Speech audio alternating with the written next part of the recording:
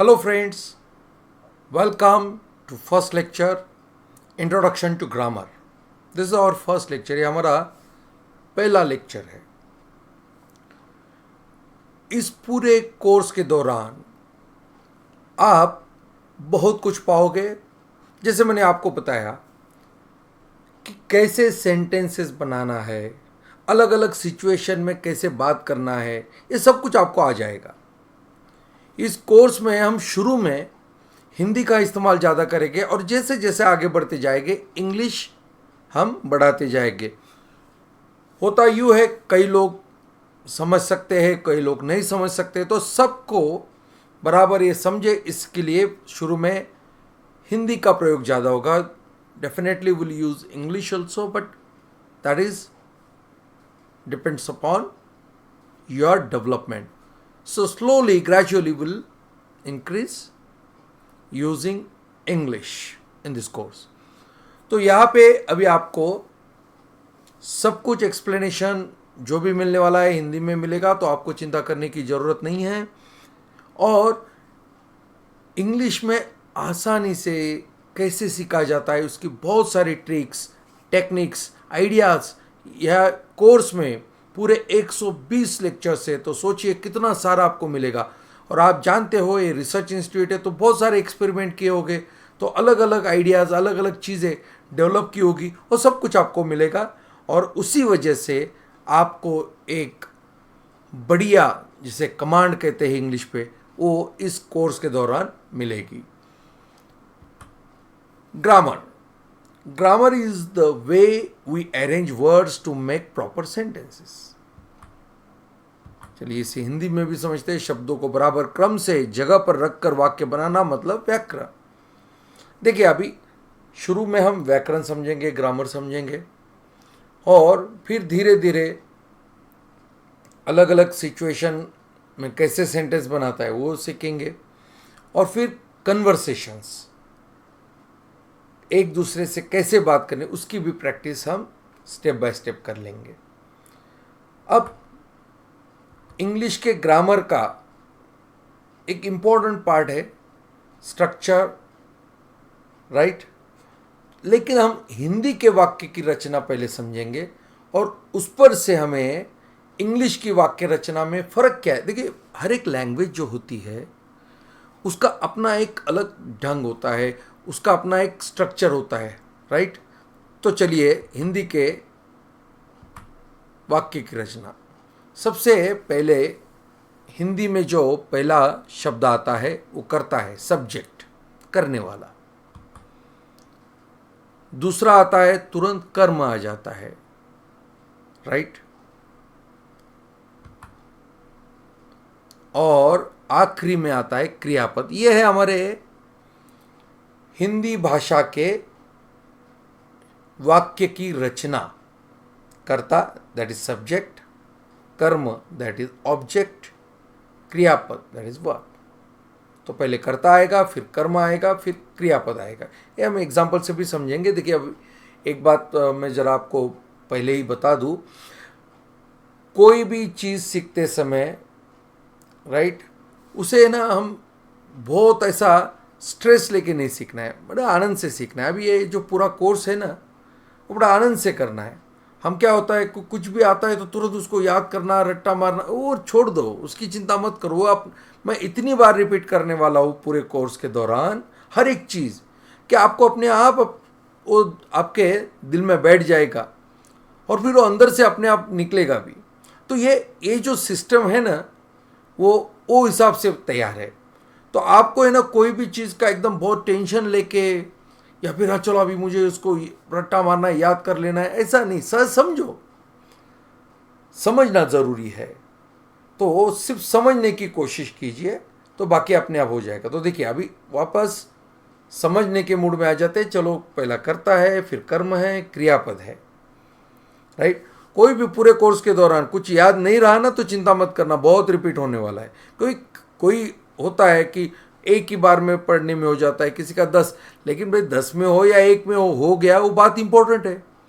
बाद में कोई आपके ऊपर लिखा नहीं होगा कि हाँ भाई चलो इन्होंने 10 बार करके पक्का किया, सामने वाला सिर्फ ये देखेगा हाँ अभी ये इंग्लिश में अच्छे से बात कर रहे हैं, राइट। तो उसी हिसाब से हमको जाना है। तो चलिए एग्जाम्पल लेते हैं। मैं क्रिकेट खेलता हूँ, इसमें मैं जो है वो करता है, क्रिकेट जो है देखिए हिंदी में तुरंत कर्म आ जाता है, क्रिकेट। खेलता हूँ ये क्या हो गया, क्रियापद, राइट। समझ में आ गया, पहला कर्ता, फिर कर्म, फिर क्रियापद, सब्जेक्ट ऑब्जेक्ट वर्ब, राइट। अब इंग्लिश में देखिए, मैं करता, क्रिकेट कर्म और खेलता हूँ क्रियापद। कौन कर रहा है, मैं कर रहा हूँ।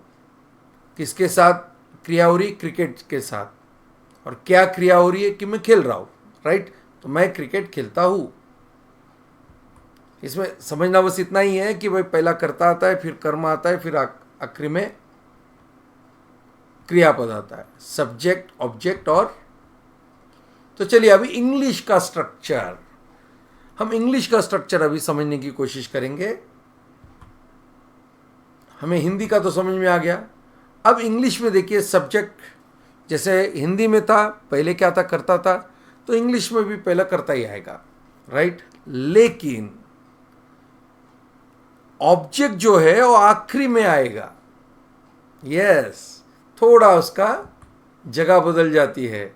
और क्रियापद जो है बीच में आएगा। अब इसमें क्रियापद में भी दो क्रियापद होते हैं, एक हेल्पिंग वर्ब होता है, एक मेन वर्ब होता है। वो हम बाकी आगे तो समझने वाले, लेकिन मोटा मोटा हमको समझना है कि हिंदी और इंग्लिश के स्ट्रक्चर में बेसिक फ़र्क ये है कि यहाँ पे ऑब्जेक्ट जो है आखिरी में आता है और हिंदी में जो है सेकंड नंबर पे आता है। सब्जेक्ट तो सब्जेक्ट की जगह ही है। बस ये इतना चेंज अगर आपको समझ में आ गया, दिल में बैठ गया, तो बहुत आसान होने वाला है। मैं जो भी आपको स्ट्रक्चर सिखाऊंगा तो बहुत आप इजी से सेंटेंसेस बना पाओगे। इसके लिए इसको पक्का दिल में बिठा लेंगे। अब इसे दिल में बिठाना है यानी क्या करना है, रट्टा मारना है, नहीं ऐसा नहीं है, समझो। और बार बार, एक दो बार, तीन बार भी आपको देखने की ज़रूरत पड़े तो ये वीडियो देख लेना, क्योंकि हम सारे वीडियोस जो देने वाले हैं, ये पूरा कोर्स डिज़ाइन इस तरीके से किया है कि हर कोई कर पाए। अब हर कोई कब कर पाएगा, जब वो लिमिटेड टाइम में होगा। बहुत लंबे लंबे लेक्चर्स अगर हम देंगे तो होगा ये कि आप हर रोज़ उतना टाइम नहीं दे पाओगे। इसके लिए लेक्चर्स भी छोटे छोटे ही मिलेंगे आपको, और एक आध दूसरा लेक्चर होगा जो बहुत बड़ा होगा, लेकिन बाकी छोटे छोटे। अभी इसमें इंग्लिश सीखते समय बहुत सारे डर, चिंताएं हमको होती है कि मैं सीख पाऊँ। तो मैंने पहले ही आपको बता दिया है, जो छोटा सा वेबिनार ट्रेनिंग हमने लिया था उसमें मैंने आपको पहले ही बता दिया है कि भाई आप चिंता मत करो, हर कोई सीख पाया तो आप भी सीख पाओगे। बस लगे रहना। होता ये है कि हम शुरू करते हैं, छोड़ते हैं, शुरू, वैसा नहीं करना है। लिमिटेड टाइम है, थोड़ा सा ही टाइम है, हर रोज़ देना है, उतना आपको ज़रूर करना है। तो कम टाइम देने के बाद भी अगर सिर्फ रेगुलर आप रहोगे तो ये कोर्स के अंत तक आप एक बहुत अच्छे स्पीकर बन जाओगे, बहुत अच्छे से इंग्लिश में बात कर पाओगे। बस आप, मैं जो जो इंस्ट्रक्शंस आपको दे रहा हूं उसको फॉलो कर रहा हूं। देखिए, आई प्ले क्रिकेट, अब क्या हुआ, सब्जेक्ट पहले आया, जहाँ हिंदी में खेलता हूँ कहा आया था, आखिरी में आया था। यहाँ पे प्ले कहा आया, बीच में आया। खेलता हूँ का इंग्लिश का क्या होता है, प्ले। और क्रिकेट, क्रिकेट की जगह आखिरी में आया, I play cricket. Got my point. तो यहाँ पे सब्जेक्ट वर्ब ऑब्जेक्ट। और हिंदी में क्या था, मैं क्रिकेट खेलता हूँ। तो अभी देखिए, मैं सब्जेक्ट, क्रिकेट जो ऑब्जेक्ट था यहाँ पे आखिरी में, हिंदी में बीच में आया। खेलता हूँ ये हिंदी में आखिरी में आया, यहाँ पे बीच में है। तो इतना ही फ़र्क है, बस बहुत ही सिंपल सा फ़र्क है, यह आपको समझ के रखना है।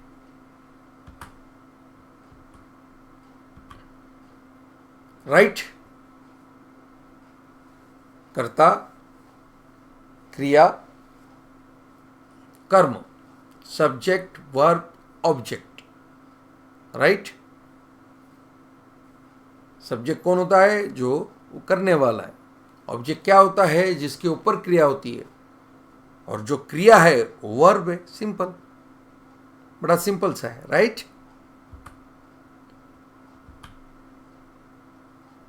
चलिए, he is eating an apple. देखिए, इज और ईटिंग, जैसे खेलता हूँ, ये दो चीज़ें हो गई। खेलता main verb, who helping verb. ऐसा इंग्लिश में भी है, he is eating an apple. तो कर्ता जो है पहले आ गया, क्रियापद जो है बीच में आ गई, और कर्म जो है आखिरी में आया।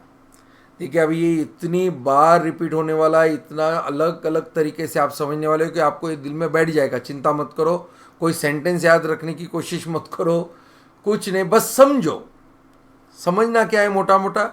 हाँ भाई, कि भाई सब्जेक्ट पहले आएगा, बीच में वर्ब आएगा, आखिरी में ऑब्जेक्ट आएगा। और हिंदी में थोड़ा सा चेंज है, ऑब्जेक्ट पहले आएगा, वर्ब बाद में आएगा। तो ये छोटा सा चेंज अगर आपके दिल में बैठ गया तो सारा इंग्लिश सीखना एकदम आसान बन जाएगा।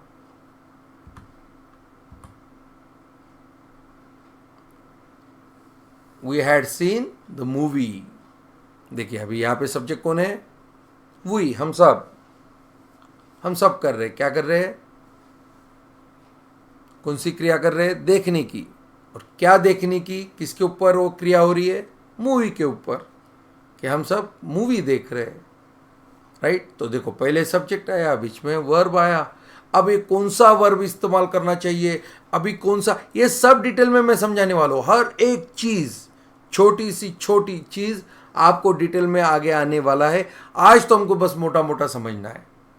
देखो, छोटा, मैंने पहले भी बताया आपको कि हम छोटा छोटा करके आगे बढ़ेंगे।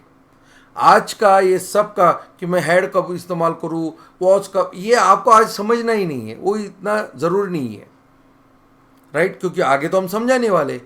आज हमें समझना यह है कि हाँ भाई, कि हिंदी का स्ट्रक्चर ऐसा है और इंग्लिश का स्ट्रक्चर ऐसा है। तो हिंदी का क्या है स्ट्रक्चर?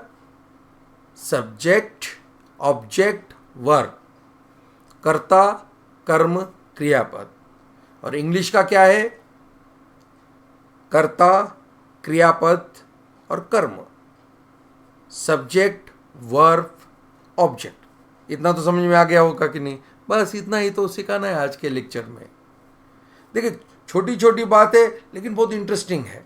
ये छोटी छोटी बात अगर दिल में बैठ गई तो आगे का पूरा एजुकेशन, देखो, एक ये सिस्टम है, ये रिसर्च किया हुआ सिस्टम है। तो यहाँ पे ना ऐसे ही सिखाया जाएगा जिससे आपको बहुत ईजी और आसान ये सब कुछ लगेगा। बस फॉलो प्रॉपरली, और कोई भी लेक्चर में जंप मत करना। 1 बाय 1 हर एक लेक्चर को बराबर से देखना, फॉरवर्ड करना है, ये करना है, वो इतना आपको फायदा नहीं देगा। बराबर से देखते रहना है। So that's it my dear friends, thank you, see you in next lecture. अगले लेक्चर में आपको बहुत सारी चीज़ें सिखाऊंगा। अगला लेक्चर हो सकता है बहुत थोड़ा लंबा भी रहेगा, तो आपको उतना ज़्यादा टाइम आप निकाल के रखिए और उस हिसाब से नेक्स्ट लेक्चर देखिए। उसके बाद के जो लेक्चर है वो छोटे छोटे ही रहेंगे, लेकिन कल का एक लेक्चर जो है वो थोड़ा सा लंबा रह सकता है। So that's it my dear friends, thank you, see you in next lecture, thank you.